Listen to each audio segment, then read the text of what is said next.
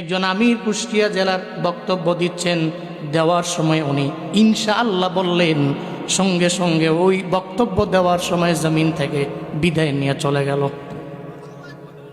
ওনার জীবনের সর্বশেষ শব্দ ইনশাআল্লাহ।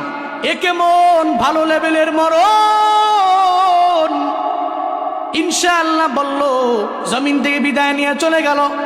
খুশনসিব তার রবের দরবারে গিয়া বলতে পারবে, আল্লাহ, আমার জমিনের মধ্যে আমার সর্বশেষ আমার জবান থেকে বের হয়েছে ইনশাআল্লাহ। কোনো ব্যক্তির নাম বের হয়ে মারা যায় নাই, দুনিয়ার কোনো ব্যক্তির বদনাম করতে গিয়েও মারা যায় নাই, বরং ইনশাআল্লাহ বইলাই তো মারা গেল।